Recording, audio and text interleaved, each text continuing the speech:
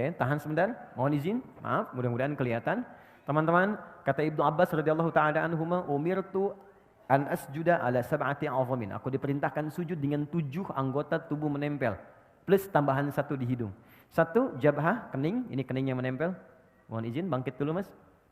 Di sini, nempel ya. Dan tolong sekatnya ya. Rambut ini sudah bagus. Ya, sisirannya udah baik. Jadi nggak pakai peci pun nggak apa-apa. Ingat, peci ini bukan rukun sholat. Dan bukan syarat sholat.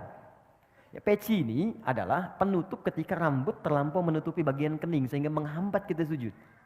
Jadi kalau memang sudah nggak ada rambutnya, nggak apa-apa, nggak usah pakai peci pun, nggak ada masalah. Ya, atau kalau mau pakai peci pun nggak ada masalah, silakan. Ya, jadi dan yang paling penting itu nggak ada penghalang yang langsung menghalangi rasa sujud. Kecuali hal yang ringan. Kalau ringan itu seperti mukena untuk perempuan, ya. Atau misalnya kain tertentu seperti sejadah, boleh. Sepanjang nggak terlampau empuk. Awas, ingat, saya ingatkan. Nabi melarang kita sujud di tempat sujud yang terlampau empuk seperti bantalan. Ada sejadah sekarang kelihatan mewah, tapi sebetulnya nggak bisa di tempat sujud. Oh, Oke. What's happening, you know? Oke. Nah itu nggak bisa, dilarang oleh Nabi. Kenapa? Karena nanti akan menghambat menempelnya kening dengan sempurna. Nah nanti kata Nabi, idza sajadta famakin sujudak. Kalau engkau sujud, tempelkan dengan sempurna sehingga terasa ada penempelan antara kening dengan tempat sujud. Dan sekarang ketika diteliti secara ilmiah ada titik God spot di sini. Itu enak. Jadi kayak kita tuh kayak sujud itu kayak mengalir ke puncak ke dalam kepala kita, ke bagian yang tengah ini. Dan biasanya kalau awal-awal belum sempurna itu agak pusing dulu awalnya. Setelah itu nikmat. Ya, itu yang pertama jabah. Dan ini mohon izin, jangan sampai berdoa dulu sebelum yang 7 ini sempurna.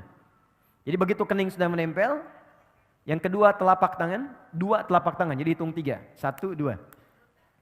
Kemudian selanjutnya 2 lutut, 3 tambah 2, 5, lutut 2.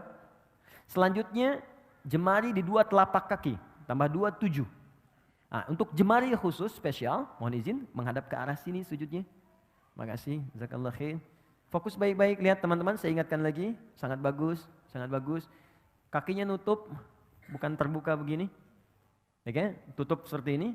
Kemudian jemarinya dilipat begini. Ya, nanti manfaatnya banyak. Lalu ini dibuka sedikit, tidak nutup ke dalam begini. Nabi pernah mengingatkan dengan keras, jangan kau bersujud, awas hati-hati, ya, dengan ini menutup. Jadi hati-hati kata Nabi, apa engkau mau bunuh diri? Ya, karena ketika Anda seperti ini, diafragmanya tertutup, napas menjadi sesak. Ini paling berbahaya, makanya dibuka.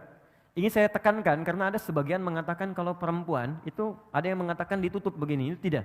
Sama laki-laki dengan perempuan, sama saja. Kecuali dalam takbir di awal, perempuan tuh boleh rapat begini. Itu di Syafi'iyah. Karena dulu nggak ada hijab seperti sekarang. Ya, jadi terbuka pendek, makanya saat bertakbir begini akan kebuka. Karena itu ditutup begini. Ya, seperti ini. Kemudian kata Nabi, usahakan ini ada rongga. Ya, kalau dalam bahasa Arab di hadisnya anak kambing kalau lewat dia bisa lewat. Tapi anak kambing itu ukuran bagi orang Arab kecil. Bagi kita mungkin anak kucing gitu kan, atau kucing.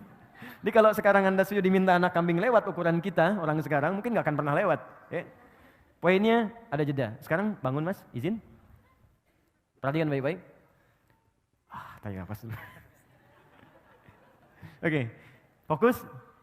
Dalam sujud, saya mau masuk ke bangkit dari sujud.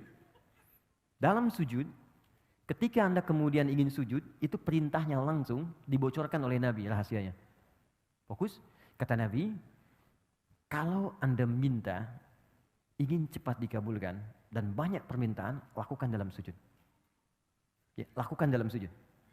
Saya ulang, lakukan dalam sujud. Dan itu bahasa Nabi banyak diungkapkan kepada sahabat, termasuk Ibnu Abbas radhiyallahu taala anhu. Ya, idza sajadta fa'aksirud doa. Kalau engkau sujud, maka perbanyak doa dalam sujud. Dalam sujud ini ada doa yang standar.